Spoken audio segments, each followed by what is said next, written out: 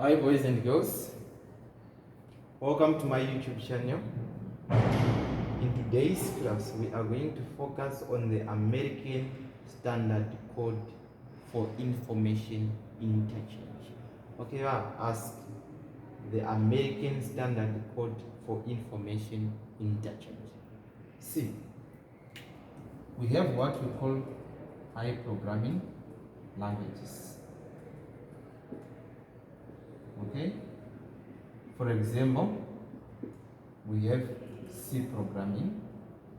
Okay, C programming is a high programming language. Okay, what is the meaning?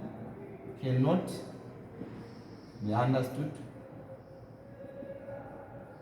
by computers. Okay, cannot be understood by what? Computers. Can be understood by what? Can be understood by human beings. Okay, I'm sure we discussed this in the previous classes. We have what we call the machine code. We have what we call the machine code. So what is the machine code? Machine code is nothing but zeros and what? Zeros and ones. Okay, the computer is capable of understanding zeros and ones, like binary numbers. It is capable of understanding binary numbers. So how the computer is going to know that this is A? How the computer is going to know that this is A? So it is going to recognize this A by what? By its equivalent binary number. It is going to recognize this A by its equivalent binary number.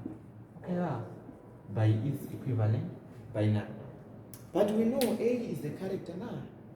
So where is this number coming from? I have small letter A. The computer is going to know that this is small letter A using what? Using the equivalent binary number. How it is going to know? Okay, there is this American Standard Code for Information Interchange. This Ascii, it is used to convert all the letters and special characters into their equivalent numbers. Into their equivalent what? Into their equivalent numbers. For example, this small letter A is nothing but what? This small letter A is 97.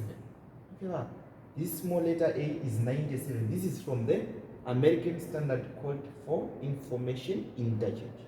So if A is 97, it means what? B is 98. B is 98. What about C? C is 99. What about D? Which means D is equal to 100. 97, 98, 99, 100. Now there is E, F, G. All these things are converted now up to Z. So what is small letter Z? How to find the value for small letter Z? It's 97 plus what? Plus 25. 7 plus 5, this is 12, 2, 1, 19, this is 12. So small letter Z is 122. So small letter A now is 97. Small letter Z is what? Is 122. These are equivalent integers. These are equivalent numbers for this. So this 97 is converted to a binary number. Okay, so when the compiler meets an equivalent number, okay, which is equal to this integer 97, then it will know that this is a small letter A. Okay, this is how the machine is going to understand. This is how the computer is going to understand. What about capital letter A? So capital letter A is what? 65. Are we together? Capital letter A is 65. So which means capital letter B is what? 66. What about capital letter Z? So capital letter Z, it is 65 plus 25. Why plus 25? See, the alphabet has 26 letters. So if A is 65, it means I have 25 more letters now. That's why I'm saying plus 25 so that I can have Z. So what is this? This is 0, this is 8, this is 9. So capital letter Z is 90. Capital letter A is 65. Capital letter Z is 90.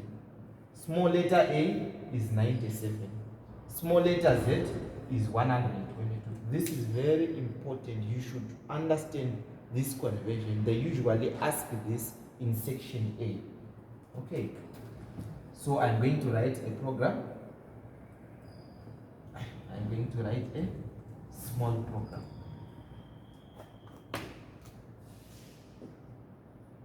Hash include stdio.h int main, okay, int a, okay, and say a,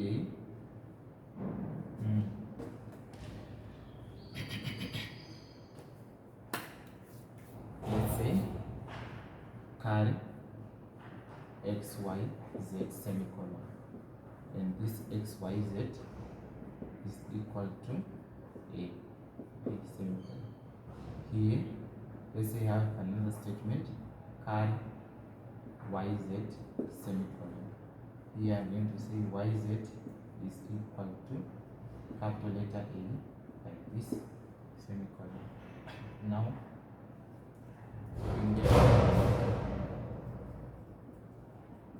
printf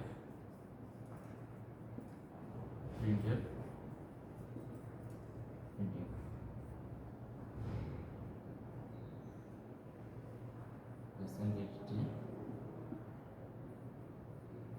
percentage c,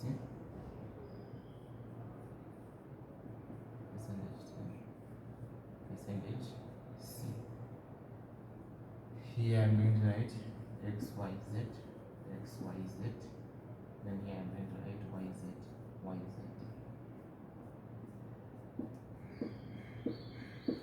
Here I'm going to write return 0. Okay. I have a small program. This will come in your 1 mark. I have a small program. This will come in your 1 mark. Let's check, please. This is what we call a preprocessor directive. Preprocessor directive. Okay, wow. This is very important. You should start by writing the preprocessor directive. Hash include stdio.h. The compiler will check for the preprocessor directive. After checking this preprocessor directive, it will check for the what? It will check for the main function. It will check for the main function. The compiler is going to enter into the main function. Okay, wow. This is the first statement in the main function. Okay, wow. This is the first statement in the main function. Char x, y, z. So what is the meaning of this statement? This statement is introducing a variable called xyz. Okay, wow. It is introducing a variable called xyz to the compiler. And this variable is going to store a what? It is going to store a character. So some space is allocated for the variable xyz. Suppose the memory address is 200. What about statement number 4? xyz is equal to a. This is initialization. This variable is storing a character a. So a is here. It's okay. Let's move on to statement number 5. Char yz. What is the meaning of this statement? This statement is introducing a variable called yz to the character. Sorry, a variable called yz to the compiler. And this variable again is going to store a what? It is going to store a character. So some space is allocated for the variable yz. Okay, some space is allocated for the variable yz. Suppose the memory address is 500. Okay, this is also going to store a character. It's okay. Let's move on to number 6. Yz is equal to a. This is statement number 6. What is the meaning of this? This is initialization of variable yz. So yz is storing capital letter A. It's okay. Now I'm writing capital letter A. Let's move on to statement number 7. What is this? Printf %d xyz. See, %d is called a format specifier. It is used if you want to print an integer. Percentage D is called a format specifier. It is used if you want to print an integer. So printf percentage D, this is the variable name xyz. So this statement is telling you to print the integer stored in the variable xyz. Let's go and check. In xyz, there is a character A. In xyz, there is a character A. But this statement is telling the compiler to print the integer stored in what? Stored in variable xyz. So what will happen? The compiler will find out the equivalence of this what? The integer equivalent of this small letter a, which is what? 97, which is 97. So what is going to be printed here? 97 is going to be printed. So this is the output from this statement. Let's move on to statement number 8. Printf percentage C xyz. What is the meaning of this? This statement is telling the compiler to print the character stored in xyz. Percentage C is a format specifier. It is used to print what? It is used to print the character. Percentage C is used to print the character.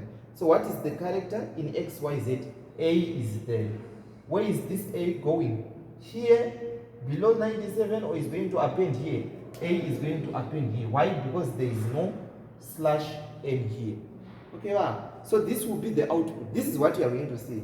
97 will come, and this statement is going to give A. Okay, wow. Let's move on to statement number 9. Printf percentage dyz. Okay, wow. This is telling the compiler to print the integer stored in yz. But if you check in yz, there is a character capital letter A. Okay, wow. So the equivalent integer of capital letter A is going to be printed. What is this? This is nothing but 65. It's okay. Let's move on to number 10. Statement number 10. Printf percentage C yz. What is this? This is telling the compiler to print what? To print the character stored in the variable called yz. Let's go and check. In yz, what is the character? There is capital letter A. So capital letter A will come here. Okay, now. So this is the output. This is what you are going to see. So you will be able to get this question correctly only if you know the Ascii. Okay, if you know the American Standard Code for Information Interchange. If you know the American Standard Code of Information Interchange, only you will be able to write this output in the what? In the exam. Okay, thank you very much. I will see you in the next class. Enjoy your day. Don't forget to like, share, and subscribe my videos.